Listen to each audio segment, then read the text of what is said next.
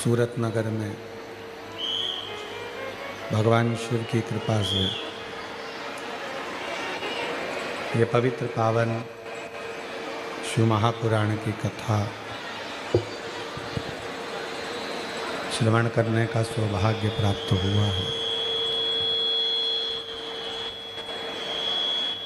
बड़े भाग्यशाली हैं सभी शिव भक्त जो ये पवित्र पावन शिव महापुराण की कथा श्रवण करने के लिए विराजमान है।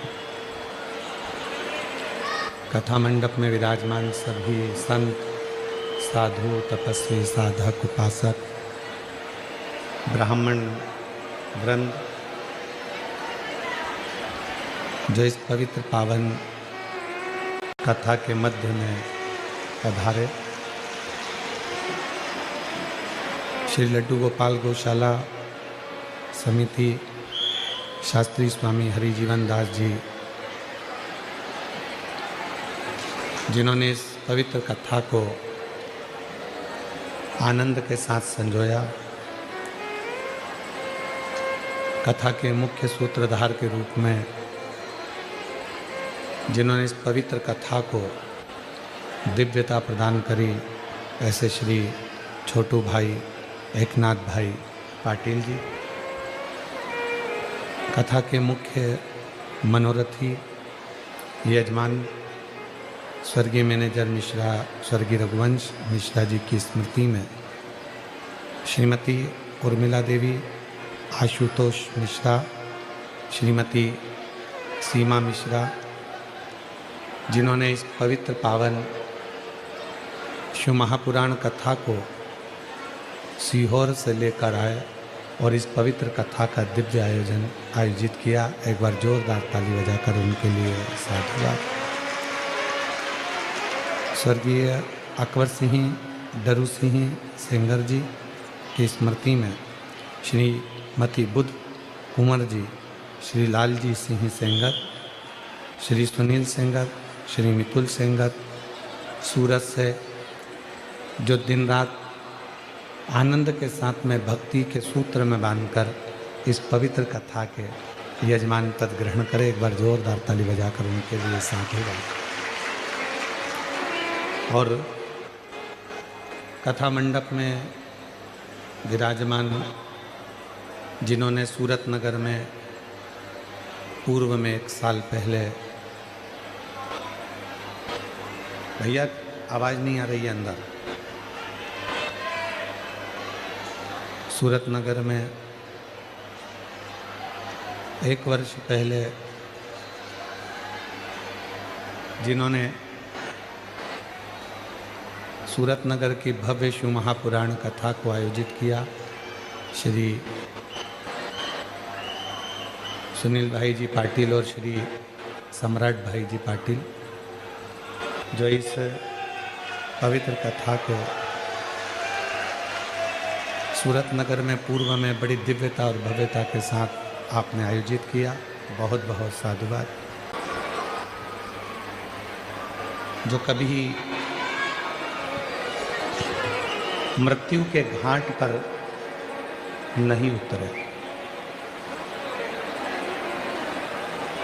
अर्थात जो निरंतर अविरल भक्ति के रूप में बहता है, जो निरंतर शिव भक्ति के रूप में, अविरल भक्ति के रूप में बह रहा है, वो शिव ही है।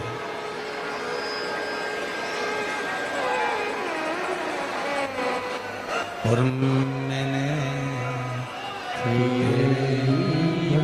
भरोसे बाबा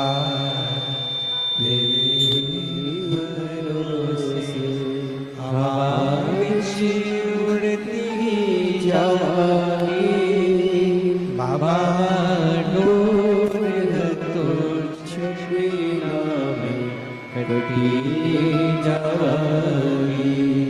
भोले मैं तेरी पतंग शंभो मैं तेरी पतंग। ये शिव भक्ति की जो धारा है, शिव भक्ति की जो निरंतर बहने वाली धारा है, ये कोई साधारण सी धारा नहीं है।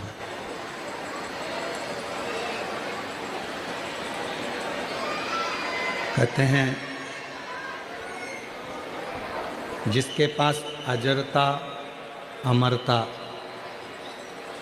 दोनों ही हो। अंदर की आवाजें बढ़ाओ ना भाई। जिसके पास अजरता अमरता दोनों ही है और जो नित्य दुनिया का कल्याण करने में लगा हुआ है,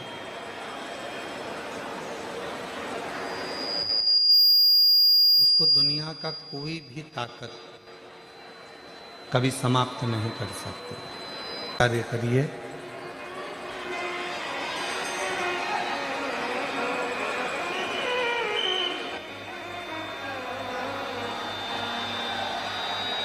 आप परमार्थ का कार्य। इधर भी आवाज नहीं आ रही है श्रीमान, और उधर भी आवाज नहीं जा रही है। आगे बैठे वालों को भी आवाज नहीं है, इनको पास में भी नहीं है। आप नित्य प्रति अच्छे कार्य की प्रति जब जागरूक होंगे, अच्छे कार्य के प्रति आप जब बढ़ेंगे,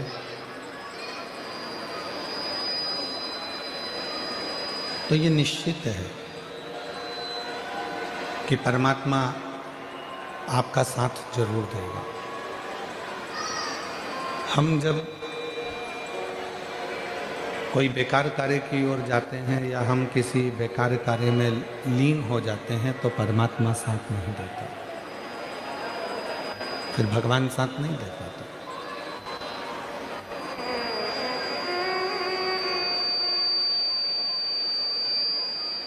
अच्छा कर्म यदि कर रहे हैं आप लोग, अच्छे कर्म में यदि डूबे हुए हैं आप लोग,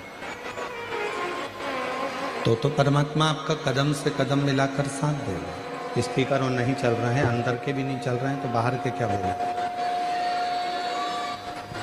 शंभो शंभो शंभो शंभो शंभो। जब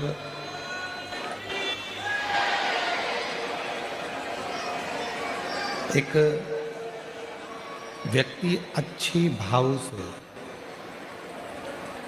अच्छी नियत से अच्छे कर्म की ओर बढ़ता है,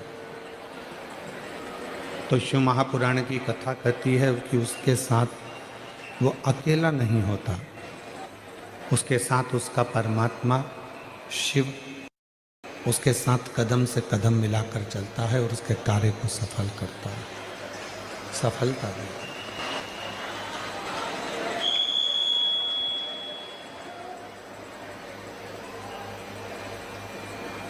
पृथ्वी पर बैठकर, भूमि पर बैठकर, घर में रहकर, फैक्ट्री में रहकर, दुकान में रहकर, जमीन पर रहकर हम धन का हिसाब तो रख लेते हैं पर अपनी श्वासों का हिसाब नहीं रख पाते।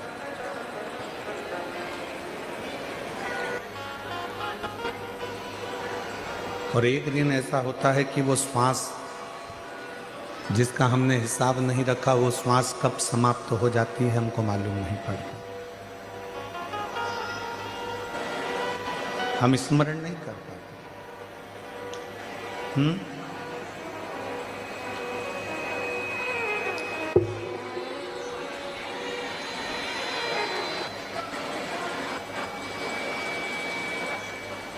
हम उन श्वासों का स्मरण नहीं कर पाते।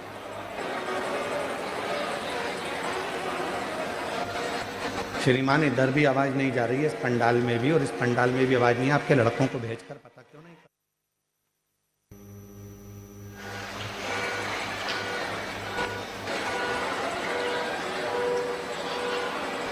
शिव कथा कह रही है, भगवान शंकर की पवित्र कथा कह रही है, शिव महापुराण की कथा कह रही है।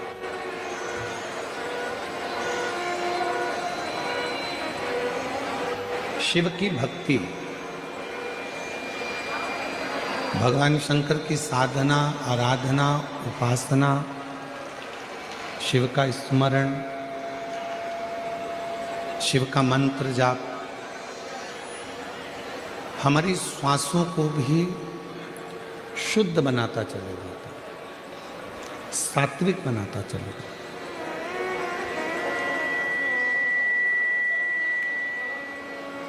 कपड़ों की गणना आपके पास में है। अलमारी में कपड़े कितने हैं इसकी गणना आपके पास में है। कौन कौन सी साड़ियाँ हैं, कौन कौन से कपड़े हैं, कौन कौन सी जीन्स है, कौन कौन सी टी शर्ट है, इसकी गणना आपके पास है। पर कपड़ों की गणना के साथ में अपने कर्म की गणना आपके पास में नहीं है।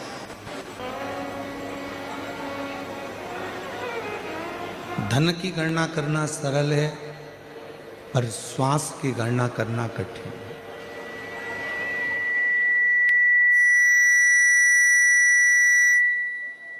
इन श्वासों से हम कितना भगवान का नाम लिए हैं, इन श्वासों से हम कितना परमात्मा का स्मरण किए हैं, इन श्वासों से हम कितना मंत्र जाप किए हैं, इन श्वासों से हमने कितना प्रभु का स्मरण किया है, ये आपके पास नहीं होगा। पर गरुड़ पुराण में एक लाइन लिखी हुई है कि व्यक्ति के जब प्राण छूटते हैं, व्यक्ति जब अपने प्राणों को छोड़ता है, गरुड़ पुराण कहती है, तब मरने से कुछ क्षण पहले उसने जैसा जैसा कर्म करा होता है उसकी एक पूरी फिल्म उसके मरने के पहले उसकी दृष्टि में पूरी दिखा दी जाती है कि अब तुम्हें जाने के बाद कैसा कैसा कर्म का भोग भोग, कर्म का भोग कैसे भोग।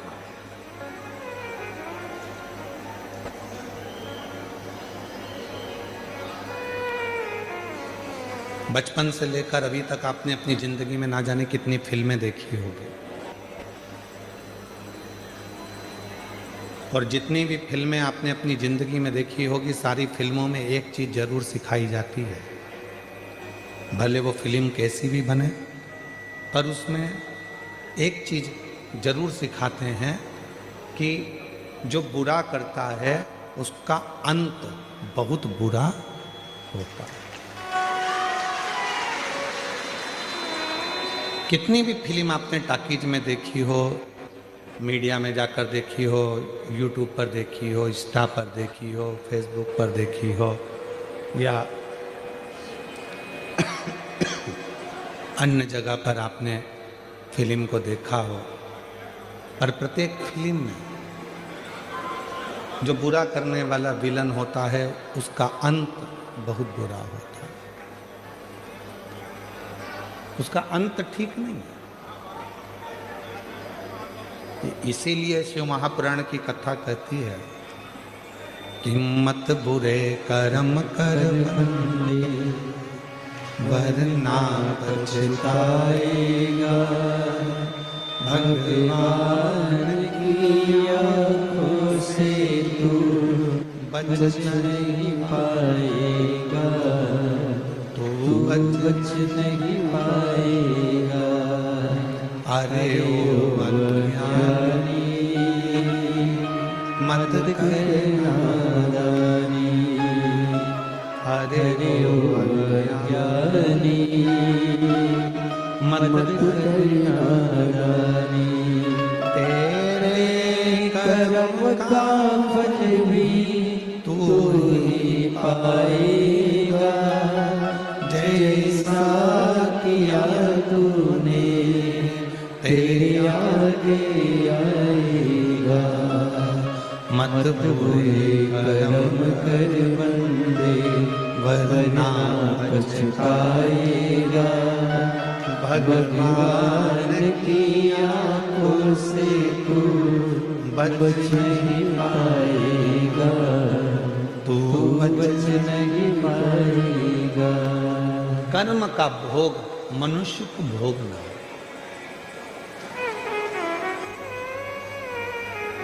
चाहे ना चढ़ा, मंत्र जाप करो चाहे ना करो, पुराण सुनो चाहे ना सुनो, पर आपको अपने कर्म का भोग तो भोगना है। और कबीरदास जी ने बड़ी सुंदर भाषा में कहा है कि गुरु की करनी गुरु भरेगा और चेला की करनी चेला, और उड़ जाएगा हंस।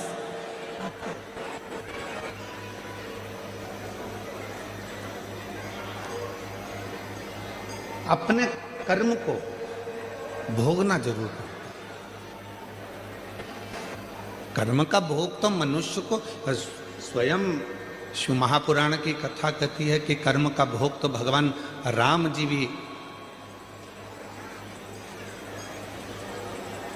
जब बाली को छुपकर मारे थे तो कृष्ण अवतार में उनके भी पांव में जो बाण लगा था वो छुपकर लगा था।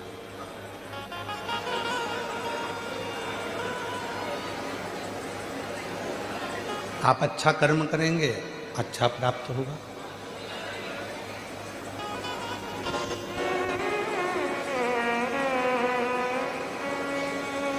कितना विषैला है वासुकी नाग, कितना विषैला है। स्कंद पुराण में वर्णन आता है कि वासुकी नाग एक ऐसा नाग था जो नाग हर 10 मिनट के अंदर अपना थोड़ा थोड़ा विष उगला करता, हर 10 मिनट के अंदर।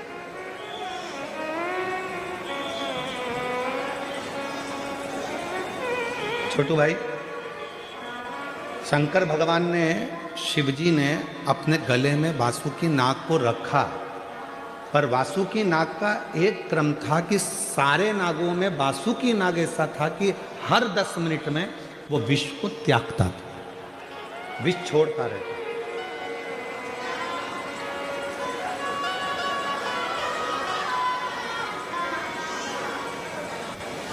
और वासुकी नाग जब विष को छोड़ता रहता था तो शिवजी से कहा भगवान ब्रह्मा ने, ये वासुकी है, ये विष निकालता रहेगा, आप इसको गले में मत रखो।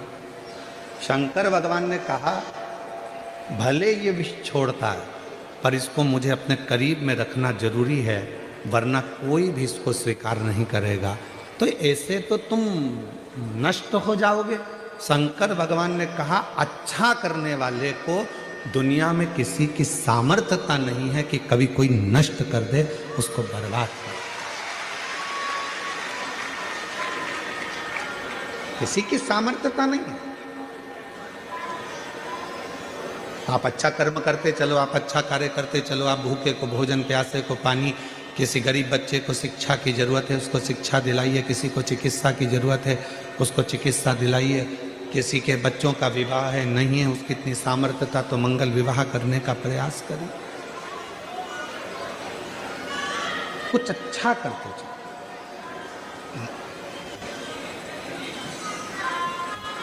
अच्छा ही देखेंगे तो सुख मिलेगा। एक शिव महापुराण का एक बड़ा सुंदर चरित्र आता है।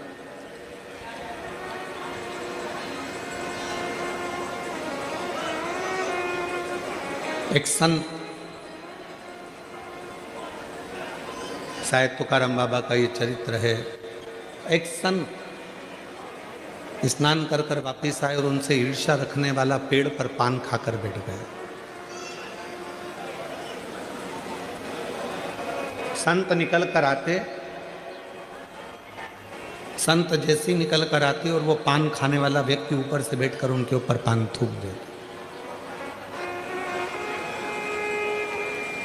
संत वापिस जाते, स्नान करते, फिर आते, फिर उनके ऊपर कोई पान थूक देते। संत पर बार बार बार बार पान थूका गया, आखिरी में मुख में पान का पीक, थूक खत्म। तू मेरे पाँव मत पकड़, मैं तेरे पाँव पकड़ता हूँ। आज तेरे इस पान थूकने के चक्कर में हमेशा गंगा एक बार नहाता था, आज 108 बार मुझे गंगा नहाने का मौका मिला। आज 108 बार मैंने गंगा का स्नान करा है और ये तेरे कारण करा है, ये तेरे कारण, ये कोई दूसरा नहीं करता। शिव कथा कह रहे हैं। भगवान शंकर का चरित्र कर रहा है, शिव महापुराण की कथा कर रही है। अगर कोई तुम्हारा बुरा भी कर रहा है तो उसमें ये मत सोचना कि तुम्हारा बुरा होगा, आप अच्छा करते चलो।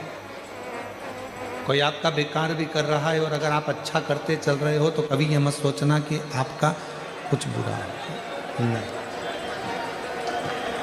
कभी नहीं हो सकता। आप उसके आश्रित होकर चलो।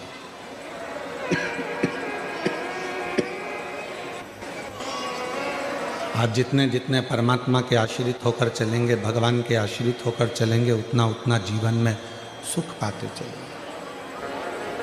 हमारा आश्रय ही, फिर वही वाली लाइन आ गई, भरोसो दृढ़ चरणन केरो, श्री वल्लभ नक चंद्र छटा बिन सब जग माही अंधेर। फिर भरोसे वाली, हम कितना भरोसा करते हैं।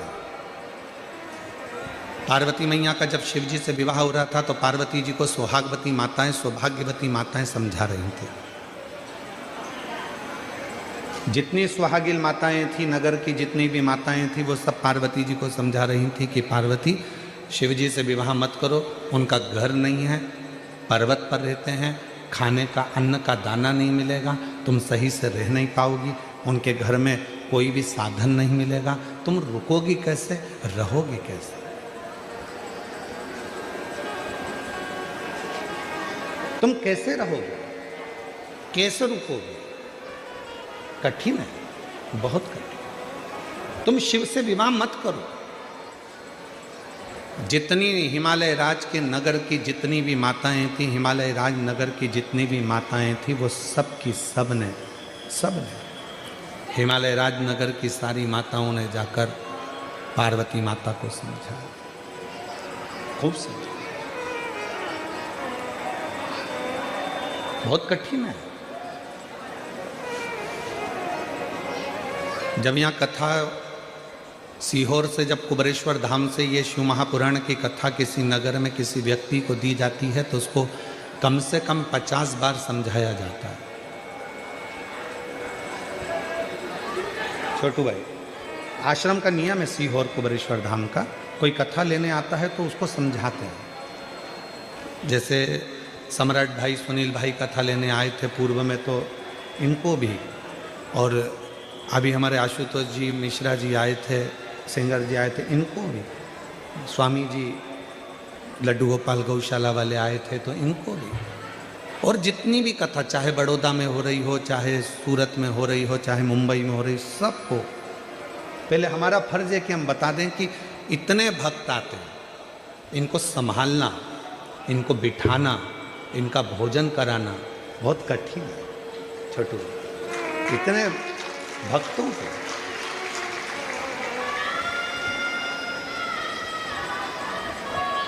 और छोटू भाई, यहाँ सुनील भाई, सम्राट भाई बैठे हैं, ये दोनों भाई जब कथा लेने आए थे तो हमने इनको वहाँ पर भी कहा था, तो इन्होंने एक ही बात कही थी, गुरुजी हमारा सूरत ऐसा है कि वो सूरत नगर के लोग बड़े प्रेम से व्यवस्थाएं करते हैं और बड़े प्रेम से कथा सुनते।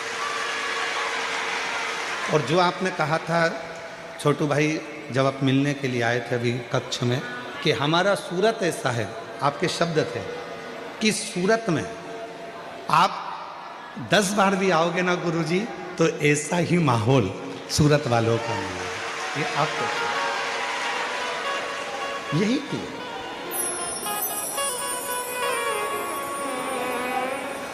निर्मल मन सो मोहि पावा और मोहि छल छिद्र कपट नावा। भक्ति इसी को कहते हैं, शुद्ध भाव इसी को कहते हैं, भक्ति की निर्मलता इसी को कहते हैं। समझाया पार्वती जी को, पार्वती तुम ये शिव जी से विवाह मत करो, परेशान हो जाओगी, ना उनके पास में भोजन की व्यवस्था रहेगी, ना तुम्हें रखने की व्यवस्था रहेगी, ना तुम रह सकती हो और ना तुम वहाँ भोजन कर पाओगी, ना तुम कुछ व्यवस्था वहाँ तुम्हारे लिए होगी। पार्वती जी मानने को तैयार नहीं हुई। तब पार्वती जी ने एक शब्द कहा कि मैं विवाह किसके साथ करूं?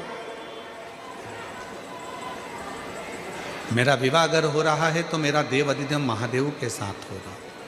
कल कथा में कहा था आप सीहोर वाले महाराज को सुनने के लिए नहीं आए।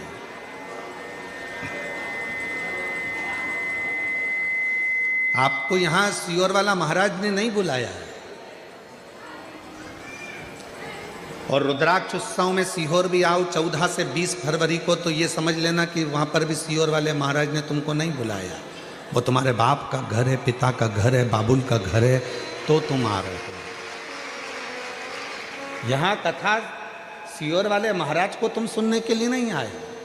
यहाँ तुम अपने पिता से, शिव से, शंकर से, ओघड़दानी से, डमरू वाले से, त्रिपुंडधारी से, गंगाधारी से, सर्पधारी से, त्रिशूलधारी से, गौराधारी से अपने मन की बात बाबा को कहने के लिए आया। यहाँ हमारे लिए या कथा के लिए नहीं,